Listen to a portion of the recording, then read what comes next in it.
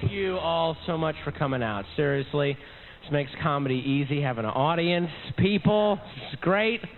This is about, look at me, this is as dressed up as I get. It's nice, huh? Look at this, I'm all dressed up. I got kind of, this is as spiffy as I get.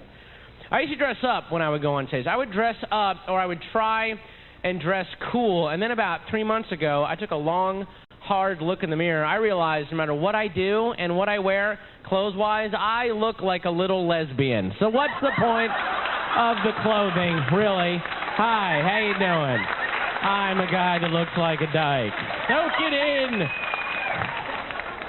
And I don't have any segues either, so, Midget. You know, I read somewhere that in Southern California and also in Florida, there are these places, and they're called midget villages, and they exist. There's called, and all the houses are scaled down to their height, and so are the cars, and it's all fenced in. You got to be like a midget to get in. And maybe I'm a little perverse, but I would love to get really liquored up one night, and then hop the fence and just walk through the town going, that'd be so good for my self-esteem, wouldn't it? Attack of the 5'5" guy. My God, those are 30-length pants! With cuffs! That would be great. I was watching a 2-hour Hanson video the other day, and it turned out to be Children of the Corn. Get it? Because those guys, oh my God. And I'm not saying this to kiss y'all's ass, and you know, but I'm so happy to be back in San Francisco doing this special in San Francisco because I used to live here for like 3 years, and now I live in L.A., which I don't like. I hate it. But I always hated it, just that knee-jerk, oh, L.A. sucks. And I never really had it in any kind of context or, you know, just how much it blew until recently I know exactly how much I hate it now. Because I went to, like 3 weeks ago, I went to New York for a week. And I know that I'm gushing a little bit too much about New York, and if I lived there all the time, I'd probably hate it, but this week was amazing. It was just all nice and autumnal with real crinkly brown leaves blowing along the street and really interesting people and just life going on. Real life happening, which was, you know, it was almost like the whole city got together and go, let's really break his spirit as far as L.A. is concerned, okay? Let's really all be cool, and the city will be full of wonder, and it'll just kill him. And sure enough, I got back to L.A., and I was like, this place is just a demon cock full of infected sperm with eyeballs in it, and you gotta suck it every day. I hate it. And I was there for that day, and then the next day, I had to fly out to Las Vegas for a week. And I was in Las Vegas working for a week, and I got back after my week in Vegas. I was like, you know, at least the demon cock isn't dunked in glitter and then deep fried. You know, it's just fresh demon cock, the way nature intended it. I'm not spitting out sequins or choking on baubles. No, this is, that's good demon cock. Mi piace demon cock. Is it bad when you refer to all alcohol as pain go bye-bye juice? It's bad, right? I should get help. Hi, sweetie. All right,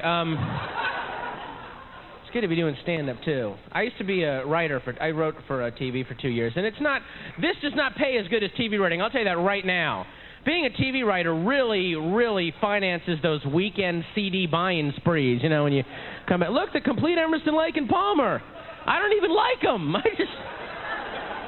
But this is great, because I can just say whatever the fuck I want. I can just, bullshit, bastard, God, it doesn't matter. We're all adults, you know?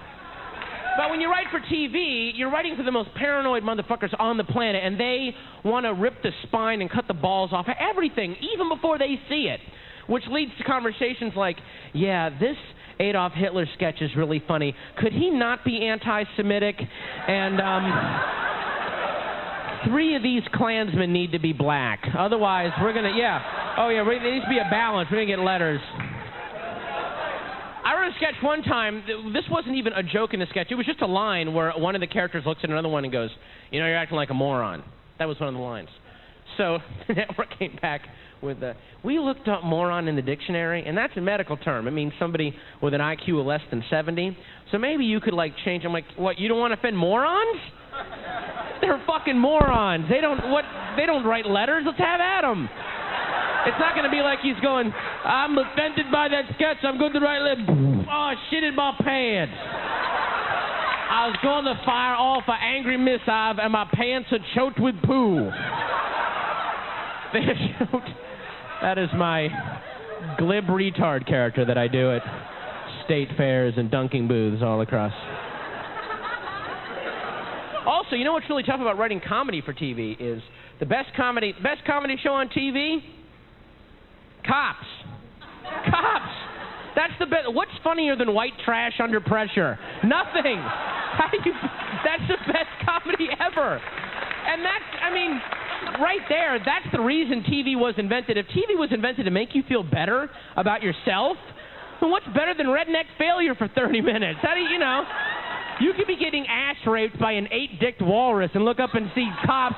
Oh, okay, this is all right, I can handle this.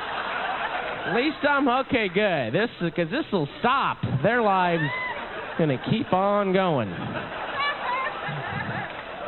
So,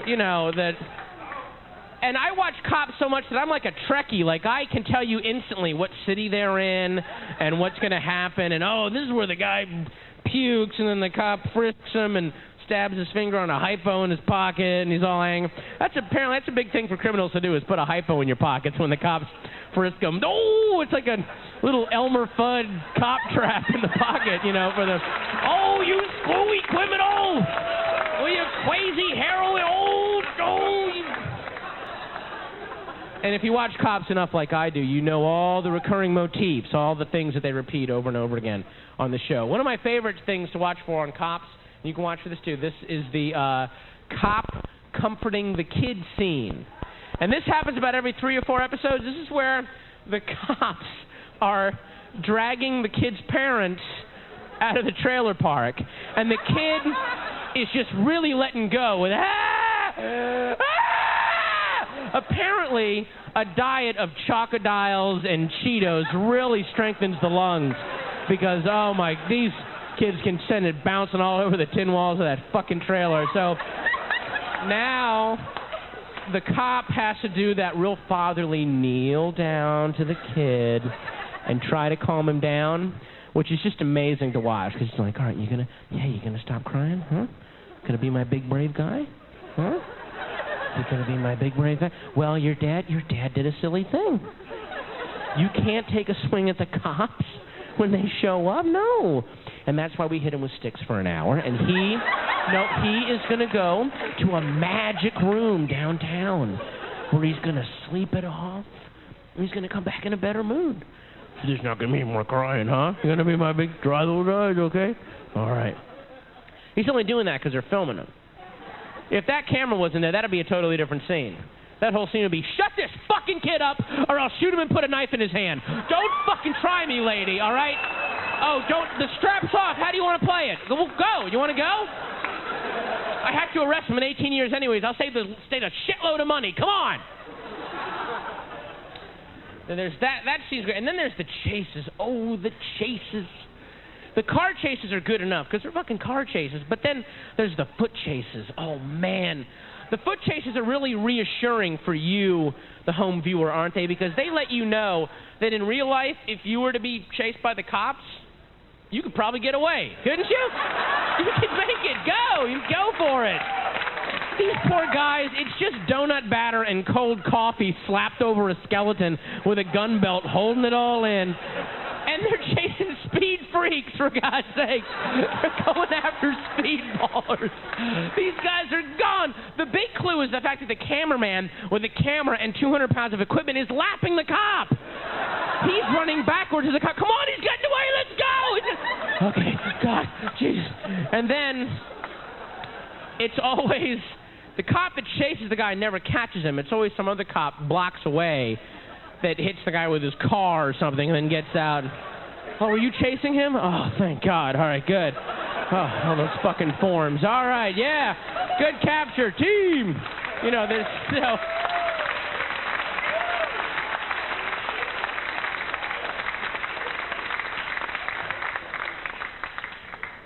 But then, there's my favorite element of Cops. Doesn't happen often enough. In fact, it's pretty rare. But when it happens, it sends me leaping off of the couch, clapping my Dorito-stained forearms together in anticipation of being able to watch the transvestite revelation face. Now, I think a lot of you know what this is. This is where they grab some schmuck in his car with a prostitute.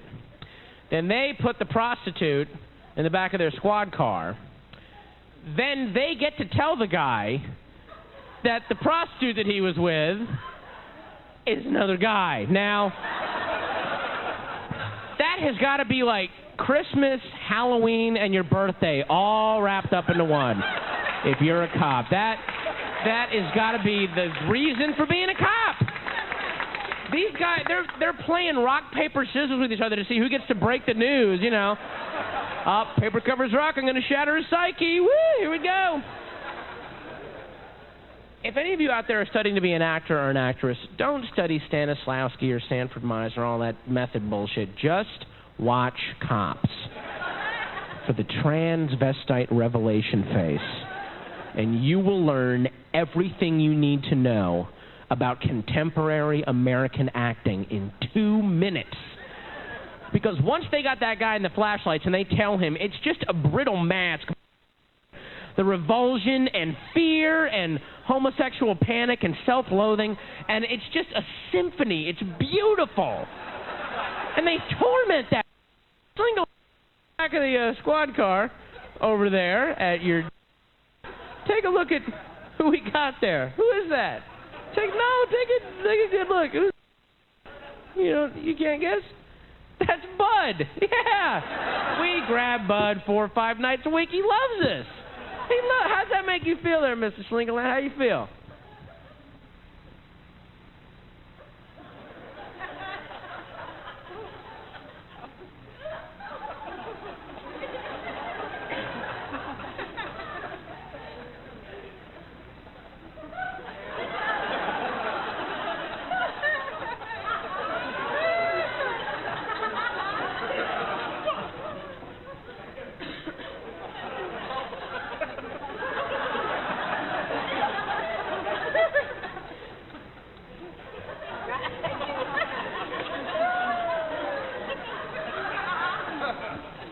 Let me go.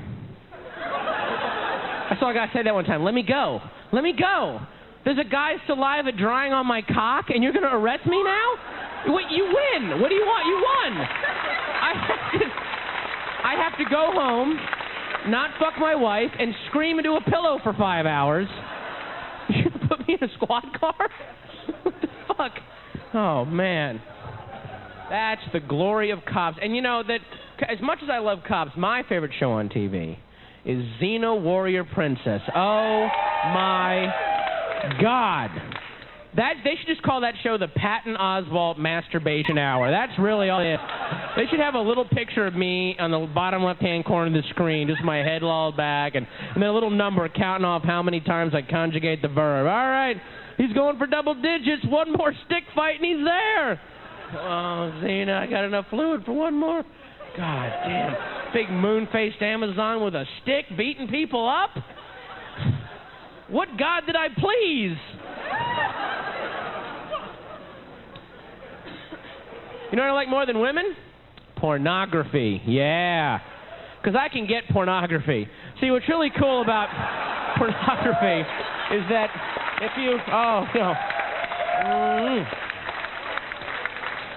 If you think for a second, in that little triple-ply steel vault that you keep in the center of your brain, where you keep locked away that really fucked up sexual fantasy, you know, that really dark, twisted, sticky, exotic thing that you almost judge yourself a little bit for having, like, oh, I don't know if I should be turned on by that, you know, but that... And it's the thing you would never reveal to even your most intimate partner. Like when you get into one of those really serious relationships and you have those 3 a.m. Bushmill-soaked confession sessions where you just reveal everything and you're like, you know, I killed a guy once. Oh, well, you know. But you would never reveal this thing, all right? But it's the thing that you think about when you fuck who you fuck to get you to fuck them better. That thing? Are you locked on it right now? Are you fixed on it? All right. Right now, there's a magazine devoted just to that. That's all it is. And there's a staff of people putting it out that couldn't be more bored by the thing you think is so exotic and weird. Isn't that great? The thing that you think is so dangerous is somebody's pain in the ass job somewhere. That is amazing. My friends went over to Europe and they brought back a magazine, my hand to God, called Piss Drinkers Magazine. It's called Piss Drinkers, Grow Up. Now, what was really creepy about it, though, was this was issue 8, volume 22 of Piss Drinkers. It's a 22-year-old magazine. That means that there's a staff of people behind a nice pebbled glass door where it's nicely stenciled Piss Drinkers Inc., and they're behind it working on it, and there's a managing editor that gets up in the morning and he showers and shaves, puts on a nice suit, learned a lot in school today, son, has breakfast with the kids, goes downtown and puts out Piss Drinkers and stresses about it. He's fretting over it. Oh, come on, straighten this headline. This looks like shit. Hey, Eric, did you lay this out while you being chased? Take some time, man. That's what the little blue guidelines are for, man. Just lay it out. Take some time. And also, if anyone wouldn't mind telling me, who took the picture here? Well, you can't see the stream, is for one thing. You can't, what? Oh, yeah, well, you can see her face. That's fine, but what's hitting it? There's the whole, she looks like she's asleep. She's like that. And you got, dude, get some higher speed film. And I don't know, pay attention to your fucking job. Or I'll fire the whole goddamn staff.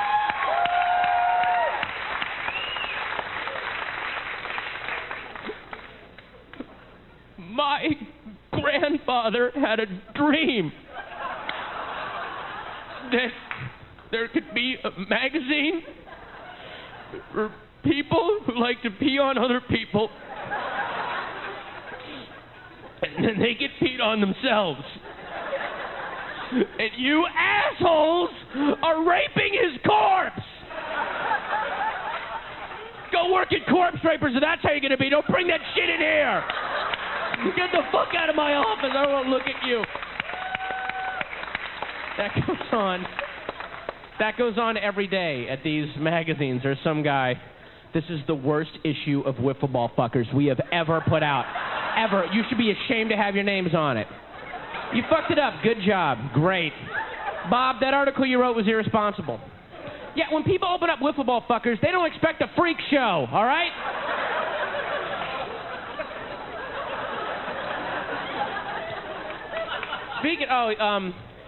I'm sure that y'all went to see Star Wars when they re-released it. Did y'all? When the big Star Wars re-release.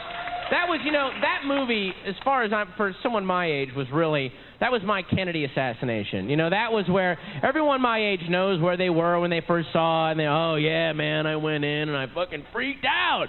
You go in, I went into that movie 8 years old, I came out a man, sprouting pubic hair and in debt. But I found when they re-released it, I found something out I didn't know.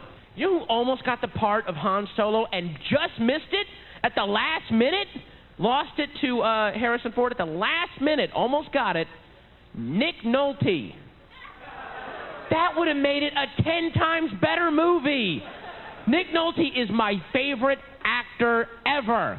Because he always looks like he was roused from a really bad hangover and just kind of pushed towards the camera, and he just kind of he's just great.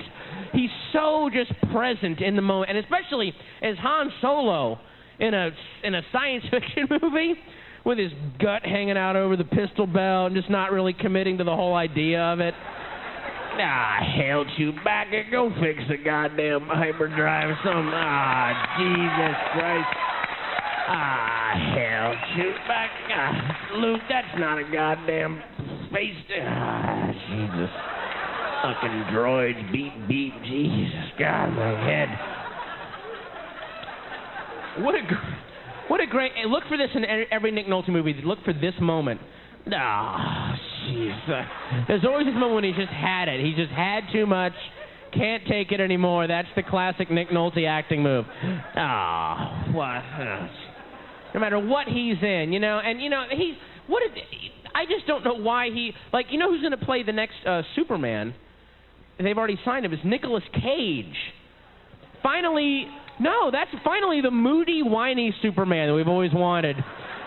He's going to be the first Superman that goes, oh, no fucking way. Really? Oh, man. Not today, man. You know, so if he's going to play Superman, then Nick Nolte should be the next Batman, shouldn't he?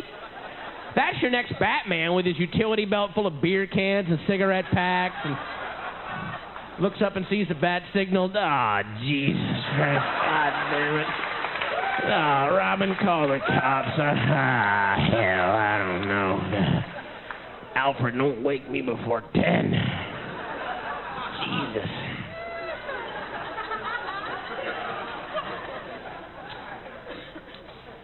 Here's a suicide tip for everybody, because, you know, anybody can commit suicide. Nobody ever does anything cool with it. They either blow their brains out or they hang themselves, which has so been done. If you're going to commit suicide, do something cool with it. Do something new. If I ever commit suicide, here's what I plan to do.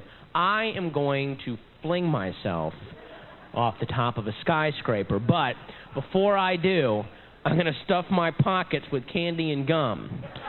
That way, when the onlookers walk up, they can go, oh, man, it really must have been... Oh, Snickers! Oh, man! Hey! Look at that! Oh, boy.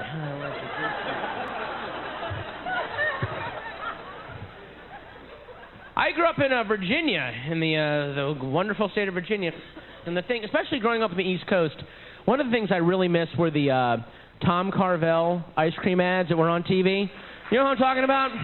Tom Carvel was the greatest commercial pitch man ever. He was amazing. He was this guy, and he had these 12 ratty-ass ice cream stores up and down the East Coast. And he insisted on doing his own voiceovers for his ads. And therein lay the tragedy, because this guy had a voice that sounded like Tom Waits gargling hot asphalt. It just instantly turned your spine to glass and your shoulders would hunch. And you just, oh, God, turn that off. It was amazing listening to him, too. He goes, hi, this is Tom Carvel. Carvel Ice Creamsters. Just in time for Father's Day, we have Fudgy the Whale. That's right. Fudgy the Whale. It's a big 6-layer ice cream cake. And we'll put your dad's name on it. Frosting will write, you're a whale of a dad on it. And the frosting color of your choice. And a participating Carvel Ice Cream store near you. Also, from outer space, we have Cookie Puss. That's right, Cookie Puss. It's a big chocolatey outer space alien. And he's not going to probe your rectum like the aliens in Whitley Strieber's Communion.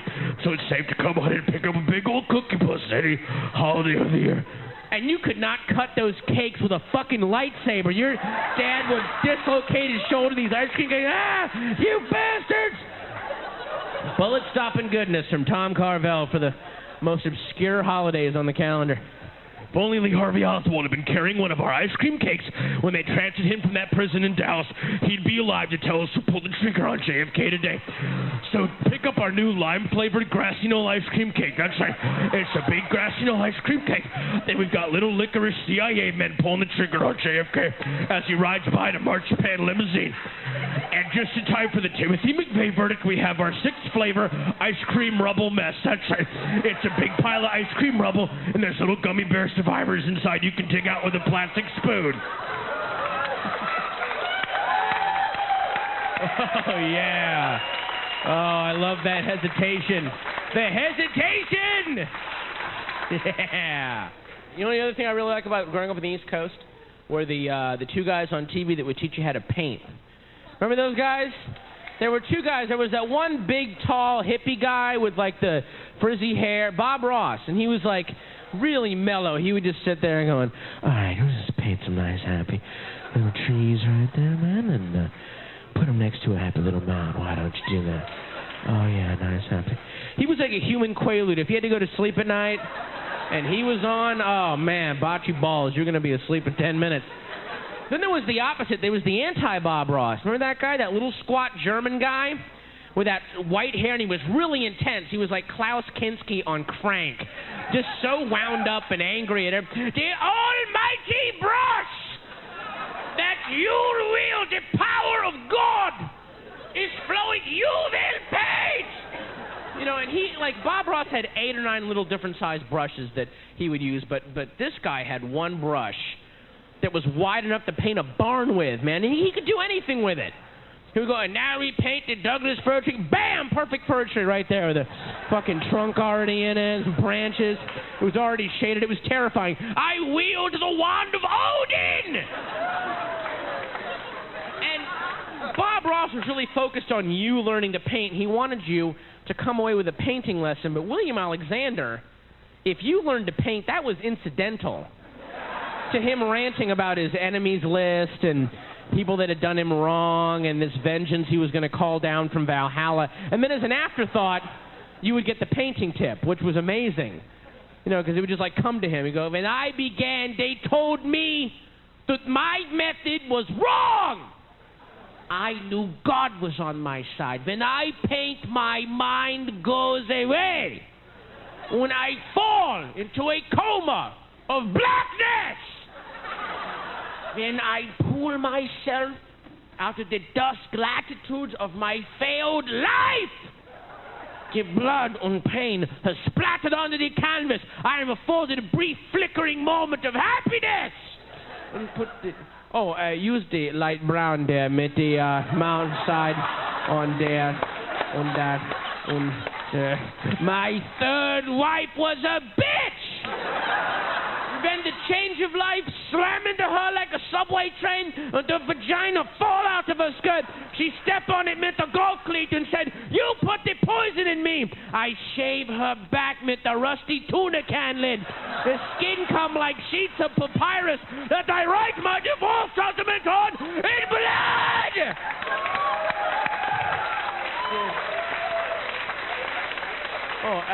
Use the light blue there, with the little stream there.